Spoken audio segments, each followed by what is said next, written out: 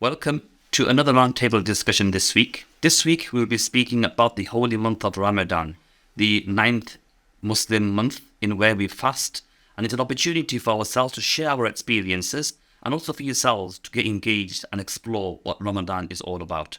I am Yusuf Mia, the Muslim chaplain here at the University of Sunderland. And I have a colleague here with me today as well. Assalamu alaikum and hello everyone. I am Sidra Afzal from Department of Psychology, University of Sunderland, and I'm lecturer and I've been working here for past 6 months. And welcome to you, Sidra. Thank you. We were just speaking as we were coming upstairs that I've been around for about nearly 20 years, so time flies past. So your first 6 months, I hope you're settling in and enjoying it. Yeah, I'm enjoying it. I'm loving it. Perfect. Loving it is what we want to hear. Yeah. Yeah, I think the university is a nice, warm and welcoming place, and I think it it's is really, indeed. really facilitative. Yes, indeed. So Ramadan. So next week, I think it'll be fingers crossed, counting the days and getting ready for the upcoming holy month. Just for our listeners, I'll share what Ramadan's all about, and then we'll look at some of our own experiences. So Ramadan, the Muslim calendar follows the lunar calendar. So each month is similar to the normal calendar that we are accustomed to. So actually now we're coming into Easter. So a lot of people will be accustomed to the lunar calendar in Easter. It is the month in which Allah subhanahu wa ta'ala, who we believe to be our Lord and our God, the same Lord and God of Christians and the Jewish communities, has ordered us to fast in this holy month. Now, and Allah mentions in the Quran that this is a necessity for those who believe in the Islamic faith, and for them to fast in this entire month from sunrise or just before sunrise till sunset. It's an opportunity for us. Firstly, number one is about becoming God conscious. That's the ultimate objective. And secondly, some of the social experiences of feeling for the needy and those who are destitute. And we take things for granted. We take things for granted all the time. Yes. And Ramadan is a real eye-opener. And I always say there's a third value to it, a detoxification of the body. Yes. So that is really a bit of an outset of what Ramadan is all about. And every person who is healthy, able to do so, they will fast in this holy month. And it's a necessity for them only, and not for those who are unwell or unable to do so, or maybe on some sort of medication. In those situations, people exert themselves, but there's no need and necessity of that. So it's quite a nice experience, Ramadan is. Yeah, it is. So that's a bit of an outlay from of text from a religious perspective, but I'll park that one up for now. So Sidra, what's your experience like of Ramadan? Well, you see, on the face of it or on the surface, we think that we are just not eating or we are kind of abstaining from food for the entire day. But basically, there is a why for that. There is a strong reason for that. It's actually a symbolic expression of submitting to Allah's will. So when we are, we are kind of abstaining from our instinctual needs, which are otherwise, allowed throughout the year, for Allah's will, this is a refresher course. These 720 hours is actually the refresher course for us, basically, so that we can generalize this behavior throughout the year. So whenever there are, the life is test, and there are a number of the situations where we have very attractive opportunities, which we call opportunities, but ethically they are wrong, like going for misconduct, or betraying somebody, or making use, using somebody in a bad manner. By doing that, we kind of obtain what we want to obtain. So this is Shaitan is there, and we are having these thoughts that okay, it's fine because nobody is looking at us, and nobody would know that I have done this thing to achieve my desire. So over there, this training comes to play, and over there those who understand the true spirit of Ramadan know that no, this is something which is prohibited, or which is Allah has asked us to abstain from. So by doing this refresher course, this exercise throughout these 720 hours, it is easier for us to practice this throughout the year. So yeah, this is the why of Ramazan. Absolutely. And it's quite interesting. As a lecturer, you could tell you're a lecturer because 720 hours. Yeah. You can break the hours down in some Yeah. detail. But you're absolutely right. And I think that opportunity, it really, I call it, sort of rejuvenates the spirit. Yes. Exactly. So it's That's like, right. I give an example sometimes where, like we think about like a fan, the blade of a fan. So it's always turning, and when you put the electricity on in Ramadan, Yeah. the holy month of Ramadan, it allows that energy, the experience for that fan the blade to go round and round and round. Yeah. And then Ramadan comes to an end, Eid comes and the fan goes off. Yes, But the blade still immediately. goes round Yes. and round and round. Yeah. So the effect of it throughout the year Yeah. is quite a powerful experience. If we stay cognizant of the why of Ramadan, Yes. because you see, every day we encounter a number of the instances where we can simply slip very easily. So if we stay the true spirit of, like, we stay cognizant of the true spirit of Ramadan, I think we can, prevent ourselves from the situations or the things which are later on harmful for us. As a lady, do you think there's any differences? Just thinking about, because there's always inequalities, there's always this conversation about, gender equality and so on. Yeah. So from your perspective, as a lady and as in gender differences, do you see any differences in Ramadan? From religious point of view, no, there are no differences in these terms. But you see, it's more of socio-cultural, specifically the part of the world I came from.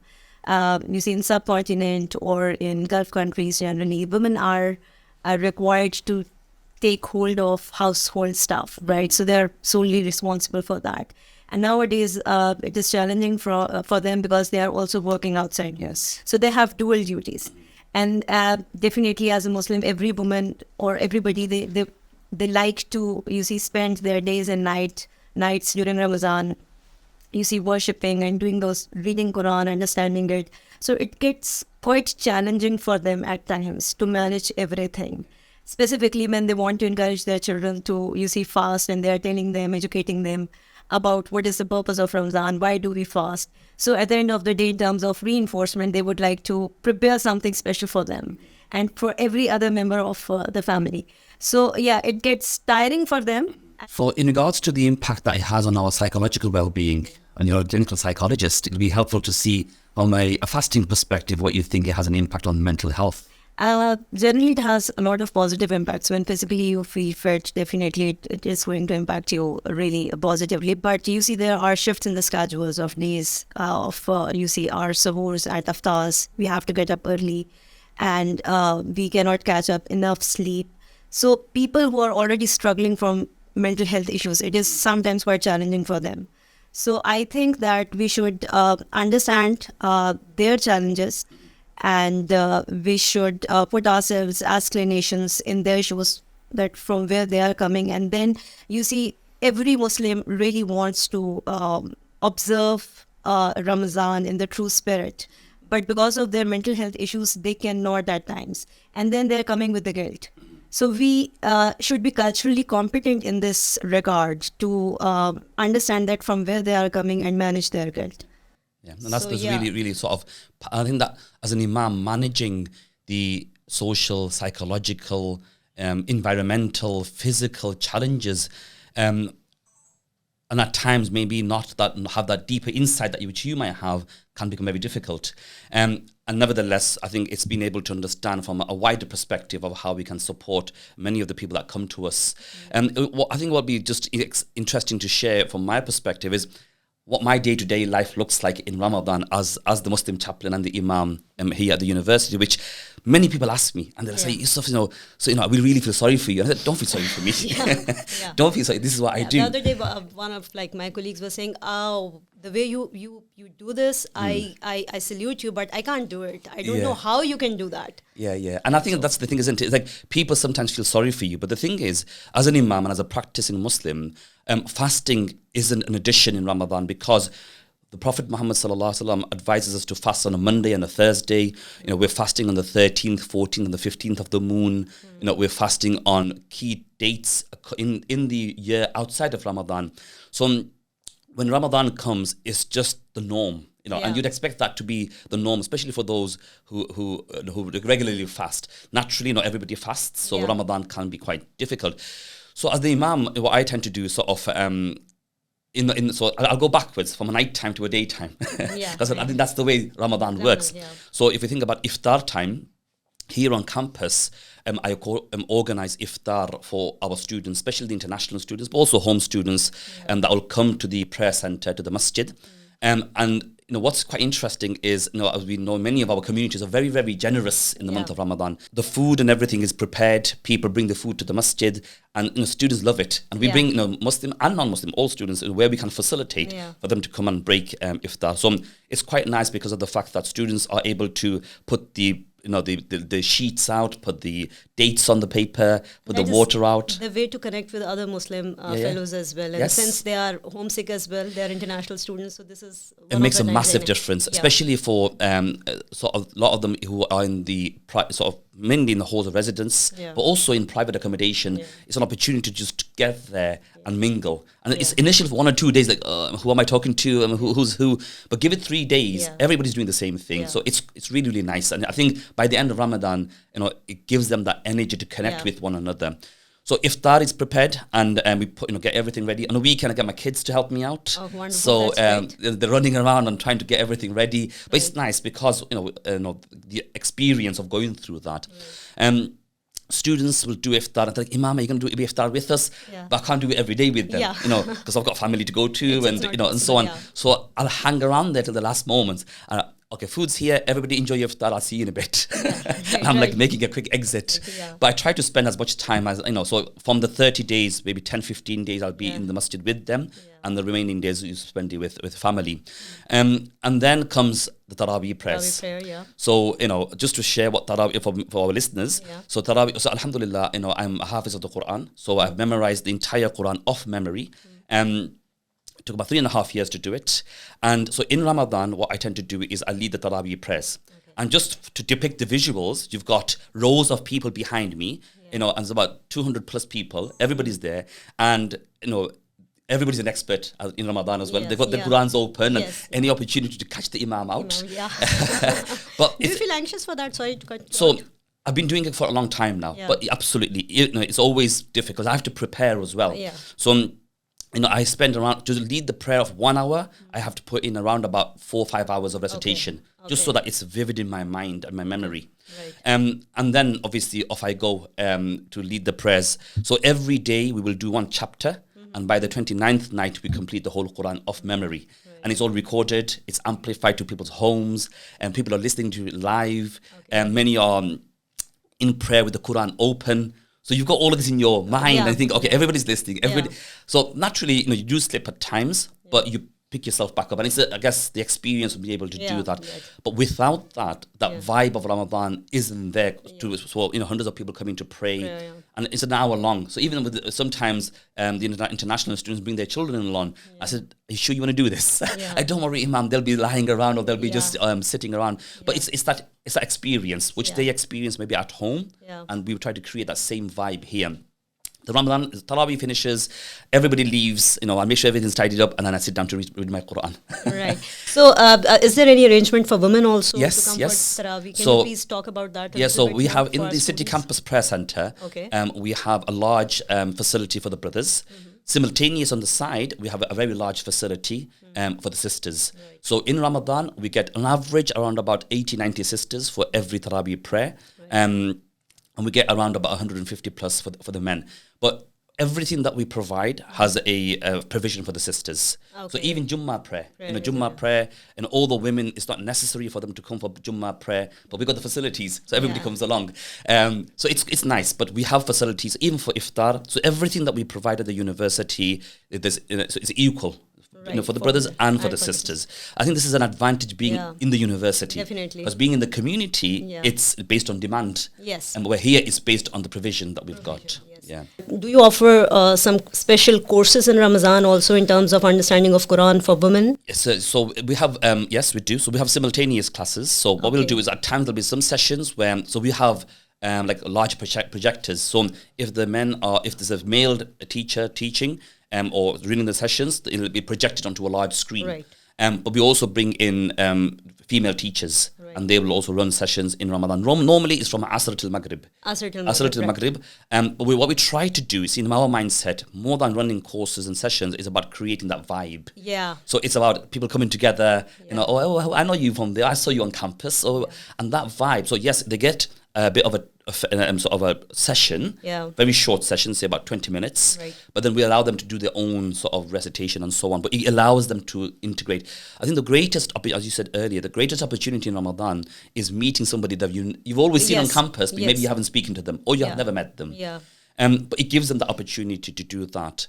Yeah. But no, I think at the end of Ramadan, everybody says the same thing. Oh, we're going to really miss Ramadan. Yeah. We're really going to miss it. Yes, yeah. But I think so somebody might say, oh, well, you've been starving all month. You know, why would you miss it? Why would you miss it, yeah. The sense of belonging, the sense of community, the sense of, engaging, it's no other greater opportunity than Ramadan. And that reward of rejuvenating with your relationship with God. Absolutely. That is also, you see, it's priceless. Yeah, so absolutely. we experience that, and that's why I think most of the people are saying that we are looking forward to next Ramadan. Yeah, no, absolutely. And everybody says that. Yeah, you're right. looking And forward to that. in Ramadan, what we tend to do is, so in Taraweeh prayers, it's in Arabic. Yeah. So at the end, I spend another 15 minutes or so explaining everything in English. Yeah. So, people say, okay, 1 hour prayer has finished, it's time to fly out. Yeah. But no, they stay behind to understand, and that's the point, isn't it? That's the point, yeah. It enables them in their mother tongue or in their language to be able to understand what's being said, what's being recited.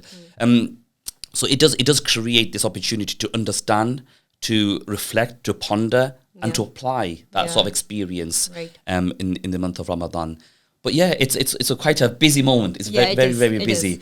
Right. I think the psychological well-being, the social well-being, and at times the physical well-being of people that attend and engage. Sometimes they might not attend. So, for example, sometimes students might not want to travel into the campus on a night time for iftar or for Taraweeh and so on.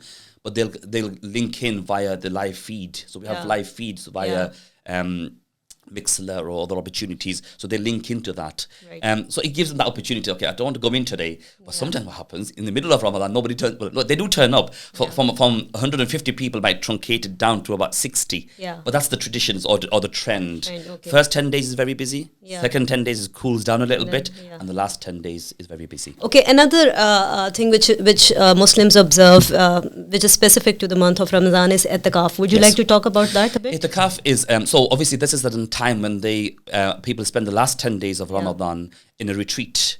I call it a retreat because sometimes people say, sometimes they translate this into English as exclusion. It's not exclusion, it's a retreat where a person ponders and reflects. And what the idea is that you detach yourself from the busy and the busyness of the world. And I use that word specifically, busyness and the busyness. Yeah. Both of them, you detach yourself from all of that. And you really bring yourself to reflection. Right. And you look for, in what we know in the Islamic tradition as the Laylatul Qadr, the night of power where we believe that this night is more powerful than 1,000 nights in worship and in remembrance of Allah. So in the university, we don't have sleepovers, so we don't have that. But what we do have is the facility and the prayer center is open from 7 a.m. till 2 a.m. So it's nearly open 24 hours. 24 hours, But then by the time everybody leaves, so those who want to stay inside the masjid, we don't have facilities for sisters, so they are usually for the sisters to do it at home. Yeah. For the men folk, we've got sort of arrangements with the other mosques, the community mosques. Okay, so if they do want to spend the full 10 days in retreat, they can access those mosques. And there's one on Chester Road, there's one on St. Mark's Road, and there's one in Hendon as well. There is a provision of I'tikaf for 3 days also. Would you like to talk about that? So again, the provision of that is specifically around the last 3 days of Ramadan. So the 27th, the 28th, and the 29th. Somebody say, what about the 30th? 30th, but the 30th is the day of doubt. It might be the moon might be seen. The moon might be seen, and Ramadan might finish. Yeah. So the 27th, the 28th, and the 29th is the last few days of Ramadan. So you can't do the 10 days. You try your best to do the last 3 days. There's other opportunities as well. So you might not be able to do the last 3 days. Then what do? The 21st, the 23rd, the 25th, the 27th, and the 29th. The last odd nights of Ramadan, you have the options to those as well. Okay. So I think it's keeping it fluid for students. I think what we do to remind our students is the priority is education. Yes. We're here to study and we're here to engage with the university system. However, we also need to facilitate your religious needs and that which is necessary, like fasting and and whatever time you can commit, you will do that. As for the sunnah and the nafal, which is the non-necessary ones, you work around your diary and you work around your commitments. Otherwise, what happens many times, our students, they become very passionate, and rightly so, rightly so. But we need to sort of work with them to be able to engage them. Can you a bit talk about that? How can we support our other staff members who are observing fasting during the month of Ramadan? Absolutely. And I think that's a really important question. I think, sometimes, we don't maybe see people fasting because it's not a physical thing. But you'll have colleagues in your program, you'll have students in your program that are fasting that you might not be able to see. But I think more important point is, don't feel shy to ask. That's really important. Throw political correctness out the window and ask what you need to ask. Because at the end of the day, if you're colleagues, you want to be open and free, and that's what enables a good process of working. So I think for those who are not fasting and they might think, oh, that Muslim colleague might be fasting, ask the question. They might not be fasting. So ask the question, be open. And I think also for the Muslim staff and students to be open about their own experiences and share that. I think dialogue and conversation really helps. And I think the university, from top down, bottom up, does really try to facilitate the needs of the Muslim students and staff that are trying to fast.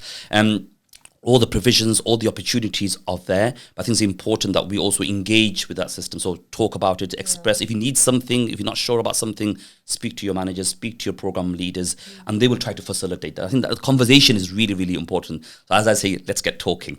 You're right. And I think we should also think beyond the student perspective and a faculty perspective. There are a number of the Muslim brothers and sisters who are working in other departments. They have 9-to-5 jobs as well. So we can begin talking about reducing their work hours, maybe, if we can facilitate in certain ways, or allow them to have short breaks throughout the day. And specifically those people that who are working with hands, who are doing the true labor, not mental but physical labor. For them, at times, you see, while fasting, it gets quite tiring for them. It does, yes. So if we can work around that, their work schedule, maybe we can begin talking about that. That was a roundtable discussion of Ramadan. I think it's a really exciting topic, but I think the opportunity is that Ramadan starts next Wednesday. And it's going to run till the 21st of April, and we'll welcome everybody to get on board and maybe join the party.